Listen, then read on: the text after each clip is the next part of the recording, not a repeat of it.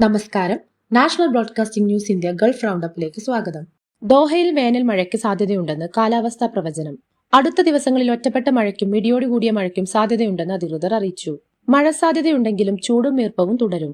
താപനില 30 degree സെൽഷ്യസിനും 42 degree സെൽഷ്യസിനും ഇടയിലായിരിക്കും. വടക്കു പടിഞ്ഞാറ് ദിശയിൽ നിന്ന് വടക്കൻ ദിശയിലേക്ക് മണിക്കൂറിൽ 5 മുതൽ 15 നോട്ട് വേഗതയിൽ കാറ്റ് വീശാൻ സാധ്യതയുണ്ട്. ചില സമയങ്ങളിൽ ഇത് 20 നോട്ട് വരെ ആകാം. വിമാനത്തിനുള്ളിൽ പവർ ബാങ്കുകൾ ഉപയോഗിച്ച് ചാർജ് ചെയ്യുന്നത് എമിറേറ്റ്സ് എയർലൈൻസ് പൂർണ്ണമായും നിരോധിച്ചു. യാത്രക്കാരുടെ സുരക്ഷ കണക്കിലെടുത്താണ് ഈ തീരുമാനം. വിമാനത്തിനുള്ളിലെ ചാർജിംഗ് സോക്കറ്റുകൾ ഉപയോഗിച്ച് പവർ ബാങ്കുകൾ ചാർജ് ചെയ്യാനും അനുമതിയില്ല. ഒക്ടോബർ 1 മുതലാണ് ഈ നിരോധനം പ്രാബല്യത്തിൽ വരുന്നത്. എങ്കിലും ചില നിബന്ധനകളോടെ പവർ ബാങ്കുകൾ ഹാൻഡ് ബാഗേജിൽ കൊണ്ടുപോകാൻ അനുമതിയുണ്ട്.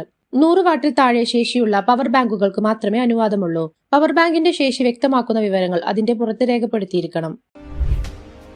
ദുബായിൽ മദ്യപിച്ച് വാഹനമോടിച്ച് അപകടമുണ്ടാക്കിയ ഒരു ഏഷ്യൻ പ്രവാസിക്ക് ദുബായ് കോടതി 25,000 ദിർഹം ചുമപിഴക്കി. ഇയാളുടെ ഡ്രൈവിംഗ് ലൈസൻസ് 3 മാസത്തേക്ക് റദ്ദാക്കുകയും ചെയ്തിട്ടുണ്ട്. മദ്യപിച്ച് വാഹനമോടിക്കൽ, പൊതുമുതൽ നശിപ്പിക്കൽ, നിയമവിരുദ്ധമായി മദ്യപാനം എന്നീ 3 കുറ്റങ്ങളാണ് ഇയാൾക്കെതിരെ ചുമത്തിയത്. മദ്യപിച്ച് വാഹനമോടിച്ചപ്പോൾ നിയന്ത്രണം നഷ്ടപ്പെട്ട് റോഡിലെ ഒരു ലോഹക്കൊടിമരത്തിൽ ഇടിച്ച് നാശനഷ്ടങ്ങളുണ്ടാക്കി. UAE-യിൽ സമൂഹ മാധ്യമങ്ങളിലെ ഉള്ളടക്കങ്ങൾ കർശനമായി നിരീക്ഷിക്കാൻ അധികൃതർ തീരുമാനിച്ചു. നിയമവിരുദ്ധ പ്രവർത്തനങ്ങൾ തടയുന്നതിനാണ് ഈ നടപടി. അശ്ലീലം, വ്യക്തിഹത്യ, മറ്റ് നിയമവിരുദ്ധമായ ഉള്ളടക്കങ്ങൾ എന്നിവ അടങ്ങിയ പോസ്റ്റുകൾ, വീഡിയോകൾ, ലൈവ് സ്ട്രീമിംഗ് എന്നിവയെല്ലാം ഈ നിരീക്ഷണത്തിന്റെ പരിധിയിൽ വരും. ഓൺലൈനിൽ വ്യക്തികളെ അപമാനിക്കുന്നതിനും അവരുടെ അന്തസ്സിനെ വ്രണപ്പെടുത്തുന്ന തരത്തിലുള്ള പെരുമാറ്റങ്ങൾക്കും ജയിൽ ശിക്ഷയോ പിഴയോ ലഭിക്കും. സൈബർ ക്രൈം നിയമത്തിലെ ആർട്ടിക്കിൾ 43 അനുസരിച്ച് 1 വർഷം വരെ തടവോ 20,000 ദിർഹം പിഴയോ ലഭിക്കാം. മസ്കറ്റിലെ ഇന്ത്യൻ എംബസി ദുഗമിൽ പുതിയ കോൺസുലർ, പാസ്പോർട്ട്, വിസ സേവന കേന്ദ്രം തുറന്നു. പാസ്പോർട്ട് പുതുക്കൽ, വിസ നടപടികൾ, attestation, overseas citizenship of India അപേക്ഷകൾ തുടങ്ങിയ നിരവധി സേവനങ്ങൾ ഇവിടെ ലഭ്യമാണ്. സേവനങ്ങൾക്കായി അപേക്ഷകൾ മുൻകൂട്ടി ബുക്ക് ചെയ്യണം. ഒമാനിൽ തുറക്കുന്ന 4ാമത്തെ കേന്ദ്രമാണിത്. മസ്കറ്റ്, സലാല, ഇബ്രി എന്നിവിടങ്ങളിലും കോൺസുലർ കേന്ദ്രങ്ങൾ ആരംഭിച്ചിരുന്നു. റിയാദിലെ താമസ മേഖലകളിൽ വാഹന പാർക്കിംഗ് നിയന്ത്രിക്കുന്നതിനായി പുതിയ സംവിധാനം ശനിയാഴ്ച മുതൽ നിലവിൽ വരും.